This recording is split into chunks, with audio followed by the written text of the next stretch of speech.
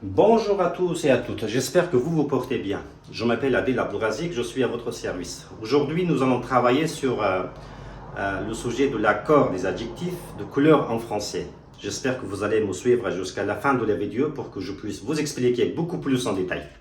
سلام و عرض احترام، امیدوار هستم که جور و صحتمند باشید. عبدالرزاق عادل هستم در خدمت شما. موضوع درس امروز ماست در ارتباط با توافق صفات رنگی در زبان فرانسه.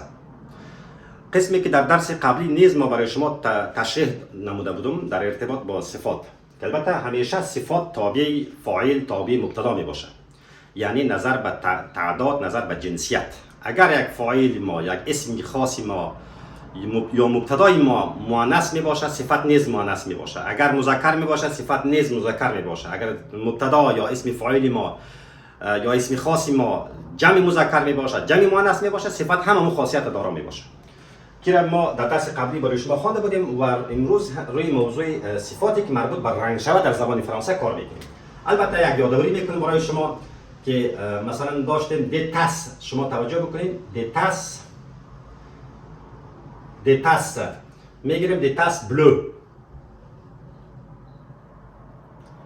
یعنی فنجان های آبی. شما توجه بکنید فنجان های آبی. در اینجا چی است؟ فنجان چی است؟ فنجان در حقیقت اسمی است، چی است؟ اسم جمع است. اسم جمع است، مؤنث است.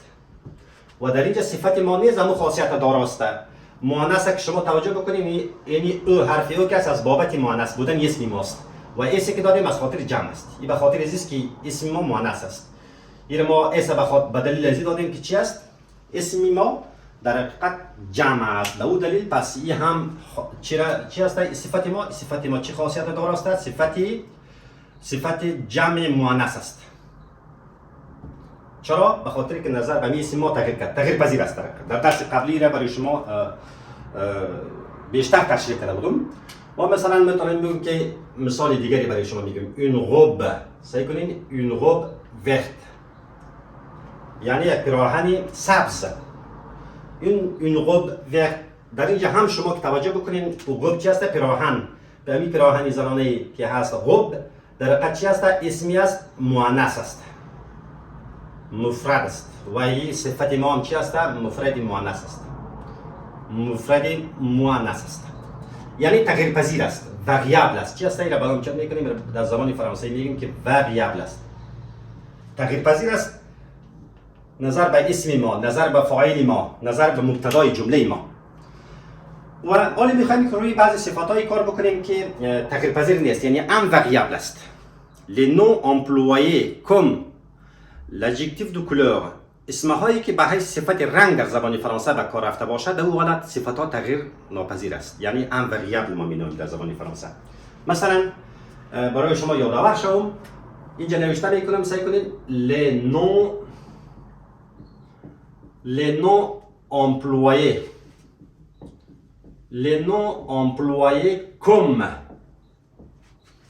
comme l'adjectif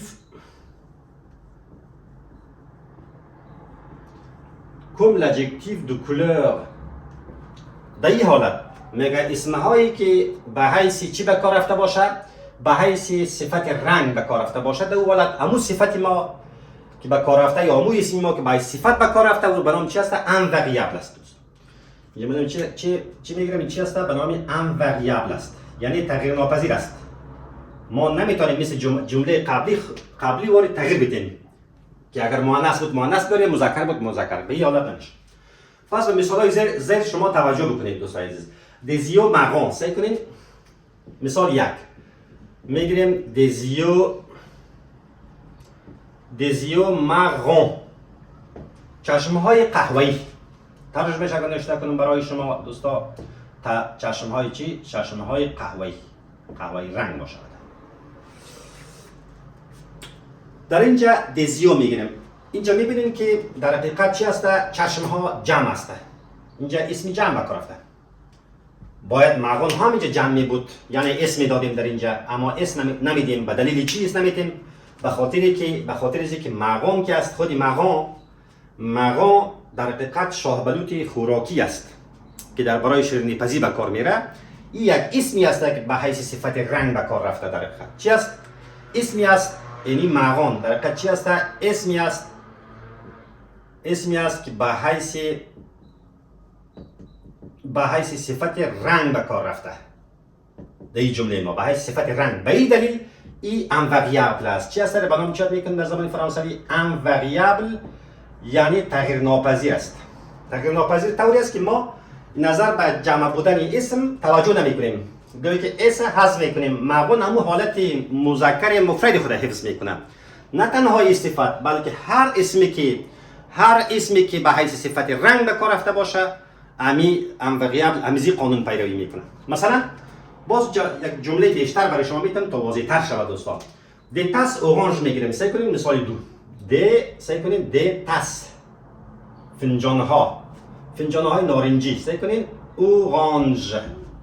پس در اینجا ما باید مثل مانند جمله اول در اینجا ما مذکر میمونده، مؤنث با تغییر میدادیم، اما در اینجا نمیشه. دلیلش چیست که اورانژ خود نارنج میگه و در اینجا همی اسم اورانژ اسمی است که به حیث صفت رنگ به کار رفته. چی رفته؟ به حیث صفت رنگ بینان حالت مذکر بود، مفرد مذکر خود حفظ میکنه.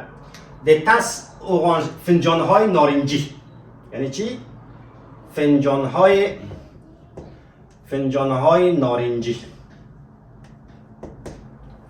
نارنجی. در اینجا چی است؟ این صفت در زبان فرانسه ما چی مینامیم؟ انوریابل است. چرا؟ به خاطری که اسمی است که به صفت رنگ به کار رفته. تنها صفت سیترون، ابریکو، اولیو، مثلا زیتون هم رنگش است، هم میتونیم اسمی است که هم به رنگ به کار میره، هم به صفت. مثلا شما توجه بکنید، اولیو، ابریکو، رنگ زیتونی. و مثلا یک مثال دیگر که بگم، دی پول سوریز میگیریم. مثلا مثال سه، دی پول سوریز. شما توجه کنید سوریز چی است؟ آلوبالو است، در حقیقت گلاس است. اما در اینجا همون اسم گلاس یا اسم آلوبالوی ما به حیث رنگ به کار رفته، یعنی زیر پیراهنی. پول چی رو میگه؟ زیر پیراهنی چی است؟ زیر پیراهنی جمع است. اسمی است که در حقیقت اس داره، اینجا جمع است.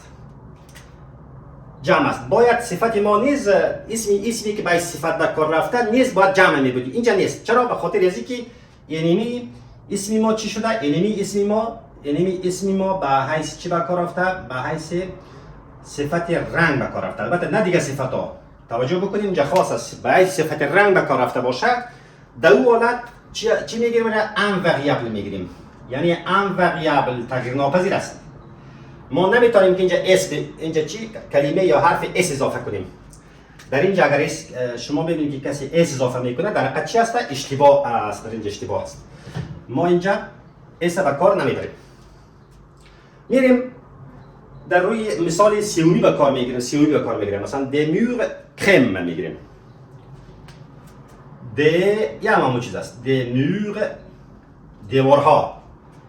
دمور کرم جمع نمیاد، به دلیل از اینکه خود کرم در حقیقت چه کریم هم میگه و با اینجا اسمی است که به حیث صفت رنگ به کار رفته. دیوارهای کریمی. در اینجا توجه بکنید، یه هم چی است؟ انوریابل است. ما نمو تخکواز داریم. مثلا هر شما اسمی را که میبینید به صفت رنگ به کار میره، همیشه انوریابل می باشه، تغییر پذیر نیست که ما اگر اسم ما مذکر باشه ما اینجا مذکر بیاریم، مؤنث باشه. نه، این قسم نیست. اینا حالت‌های است که خاص است. این حالت اول. ما حالا روی حالت دوم کار میکنیم. بعضی از اسمها داریم به حیث صفت رنگ به کار میره، استثناست. در هر زبان ما استثناء داریم که البته در اینجا هم استثناء را میخوایم برای شما یادآوری بکنم. البته بعضی مثلا گفتم که چی هست که استثناء داریم، چند کلمه هست که استثناست، با وجودی که اسمی هست که به حیث صفت رنگ به کار رفته اما استثناست. ما چی هست؟ استثناست. به حیث مثلا شما توجه بکنید، یکی داره مثلا صفتی که به حساب استثناء است، میگیریم اکاغلت، داریم مثلا فوو و داریم مثلا موو و داریم پوخ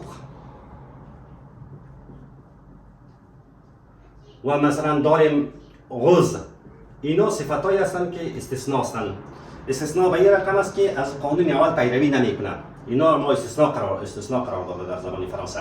مثلا چی معنا میده؟ امی اکارلت، کلمه خود اکارلت که است به معنای ارغوانی است. در حقیقت چی است؟ ارغوان یا ارغوانی. شما ببینید اسمی است که به حیث صفت رنگ میتونیم به کار ببریم. یا مثلا فوف داریم، رنگ قهوه‌ای کم رنگ. چی است فوف؟ رنگ قهوه‌ای کم رنگ. این رنگ مثلا میگیریم قهوه‌ای مثلا کم رنگ. یا داریم مثلا موو همچنین میگه بنفش. موو بنفش. پخت داریم، پخت هم به معنای چی است؟ ارغوانی کبود.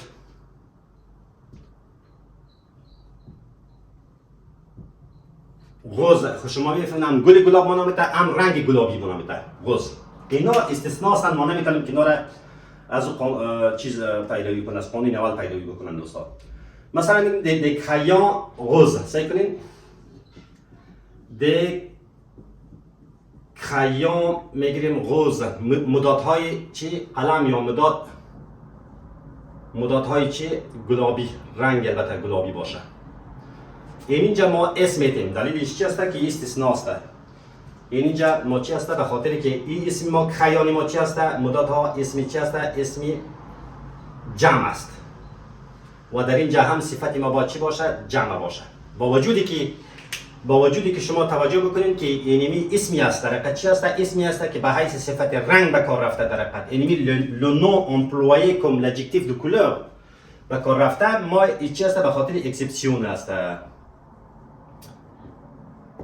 اینا اکسپسیون است که ما در حقیقت در اینجا که شما توجه بکنید، اینجا ما اسی که دادیم نظر به اسم خود دادیم، چون که اسم ما جمع بود، به این خاطر صفت ما اما اسمی که به صفت به کار رفته بود اینجا هم جمع رفت و یکی مثلا این کلمه از به کار بود. اینا صفاتایی هستند که چی هستند؟ استثناء هستند. د فلور موو نوشته میکنیم، سعی کنیم د فلور. اینجا هم که ما شما توجه کنید موو یک دونه اسم میتیم برایشان، به دلیل از اینکه اینجا چی هست؟ فلور. فلور چی هست؟ این گلهای بنفش. شما توجه بکنید در اینجا اسی که آمده به دلیل از این است که گل ما اس داره. اسم ما جمع، صفت ما هم جمع باشه باید. اما اسمی که با صفت به کار رفته هم جمع باشه. این کلماتی بود استثناء بود که برای شما گفتم دیگه. به اون خاطر مثلا داریم des tentures pour میگیریم، des tentures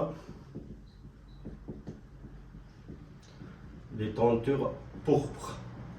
در اینجا هم که شما توجه بکنید این روکش یا مثلا کاغذ دیواری رو هم میگن روکش یا روپوش یا پرده هایی میتونیم برایشان بگم چی؟ یعنی خود پرده های ارغوانی. شما در اینجا توجه بکنید که این اس است به دلیل از اینکه اینجا اسم ما جمع است، اینجا هم اسم ما جمع آمده. اینا حالت های چی بودن؟ حالت های استثناء بودن که برای شما گفتم دوستان. امیدوار هستم تا این قسمت شما فهمیده باشین.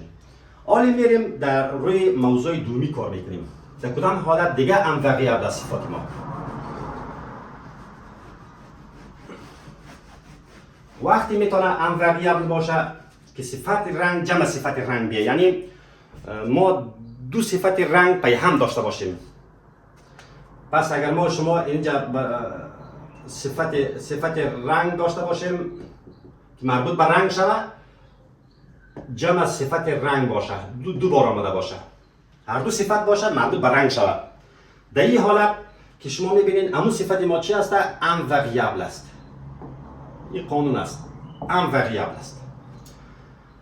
مثلا انواریابل چه قسم است دوستا؟ شما توجه بکنید، برای شما یک مثال برای شما میتونم میگیریم des yeux bleu vert. مثال یک des yeux bleu vert، یعنی میتونیم بگیم که چشمه های چی؟ آبی و سبز یک جای باشه. ما در وقتی دو فیصد یک جای میآید در بینش لطخه دونیون میگذاریم یا فاصله میگذاریم، یا اگر نگذاشتیم بینش فاصله میگذاریم. این قانون است. پس در اینجا توجه کنید که دیزیو چی است؟ اسمی است، در حقیقت جمع است. باید این هم جمع می آمد و این هم جمع می آمد، اما در اینجا نمی آمد. به دلیل چی است؟ به دلیل این را به نام چی میکنه در زبان فرانسه؟ این را به نام ام وریابل یاد میکنه، یعنی تغییر ناپذیر است. نمیتونیم که این را نظر به اسم خود تغییر بدیم یا این را هم تغییر بدیم. چرا؟ به خاطری که اینجا گفتم که ادجکتیو آمده، جمع ادجکتیو آمده، یعنی صفت جمع صفت آمده. هر وقتی که صفت جمع صفت بیاید، در این حالت ام وریابل است، تغییر ناپذیر است. ما حالت جنسیت و حالت تعدادی از اونها را در نظر نمیگیریم. حالت جنسیت و حالت تعدادی از اسم خود در نظر نمیگیریم. مثلا دیگه برای شما در اینجا بگم که des vestes gris noir. سعی کنین مثال دو. des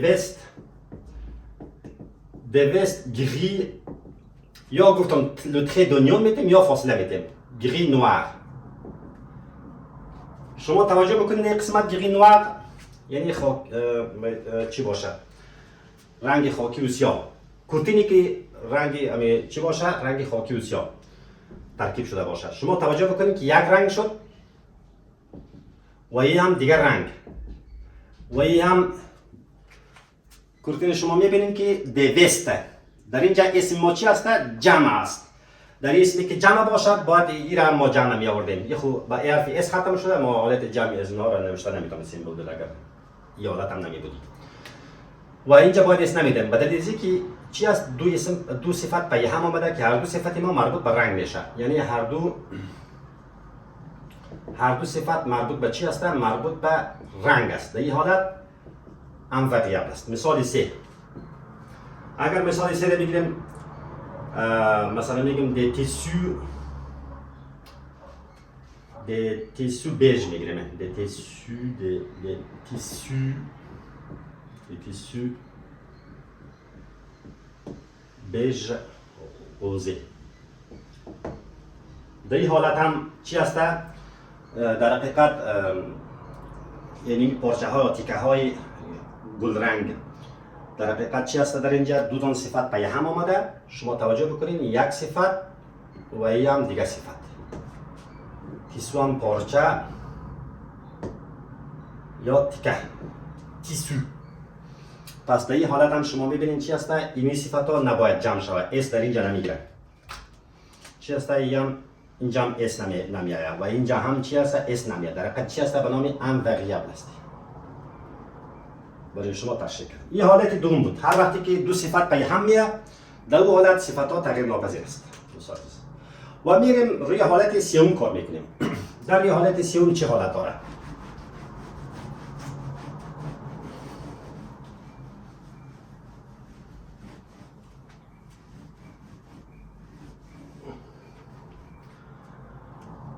خب